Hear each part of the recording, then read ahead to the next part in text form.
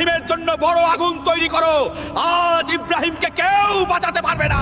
এটি একজন বাদশাহর হুকুম ছিল। এটি পুরো কওমের ফয়সালা ছিল। হযরত ইব্রাহিম আলাইহিস সালাম তার কওমকে বারবার বুঝিয়েছেন যে এই মূর্তিগুলো না শুনতে পারে, না বলতে পারে, না কোনো ক্ষতি করতে পারে। কিন্তু তার কওম তাদের বাপ দাদার রীতিনীতির উপর অটল ছিল। তারা পাথরের মূর্তির সামনে সিজদা করত এবং সত্যের কথা শুনে রাগে ফেটে পড়ত। তারপর একদিন যখন পুরো কওম উৎসবের জন্য শহরের বাইরে গেল, তখন হযরত ইব্রাহিম আলাইহিস সালাম মূর্তিশালায় প্রবেশ করলেন। তিনি ছোট বড় সব মূর্তি ভেঙে ফেললেন, শুধু সবচেয়ে বড় মূর্তিটিকে ছেড়ে দিলেন, যাতে মানুষের কাছে সত্য পরিষ্কার হয়ে যায় যে যাদের তারা পূজা করে তারা তো নিজেদের রক্ষাও করতে পারে না। যখন মানুষ ফিরে এলো এবং তাদের উপাস্যদের ভাঙা অবস্থায় দেখলো, তখন তাদের রাগ আকাশচুম্বী হলো। তারা জিজ্ঞেস করলো, এটি কে করেছে? লোকজন বলল, একজন যুবক আছে, তার নাম ইব্রাহিম। তারপর হযরত ইব্রাহিম আলাইহিস সালামকে সবার সামনে আনা